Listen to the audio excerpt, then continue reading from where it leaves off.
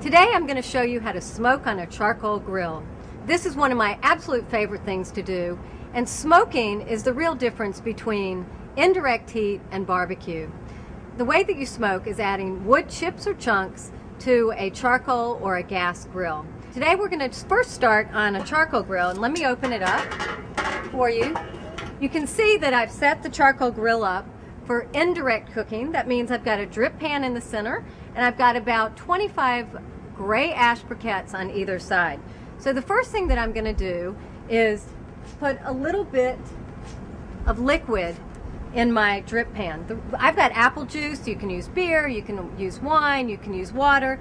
The reason that I'm doing this is oftentimes the smoke from the wood chips dehydrates the cooking area, and so you want to just add a little bit of moisture to the drip pan. Also, it smells really, really good, and it's fun to do.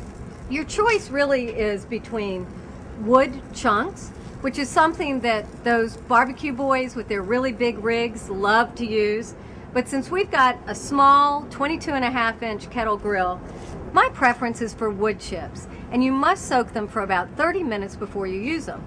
And the reason is simple. If you don't soak these chips, then they'll burst into flames and ignite, and they'll be gone in a second.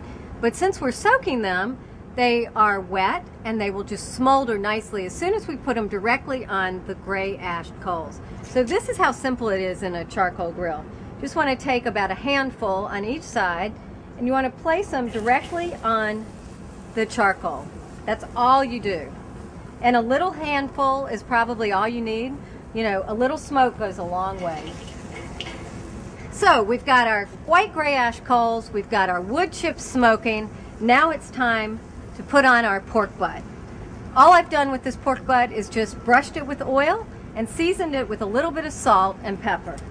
And we're going to put it on the grill. We want to put it over the drip pan, and it's really that wood smoke and the heat of the grill that's going to give it that distinctive flavor. So we want to put the lid on as quickly as possible, and this is a very important tip.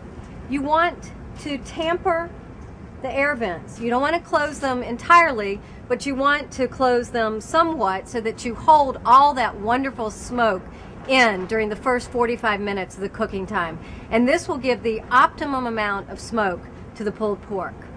Can you smell that pork butt? I wish you could. It smells so good. Look at that. Wow. That's what a couple of hours, a little bit of smoke and a little bit of heat will do for you. It's absolutely perfect. And even without using a meat thermometer, I know it's perfect, because if you see this bone protruding, that's one of the tests on the barbecue circuit to know whether or not your pork butt is done. It's as easy as that.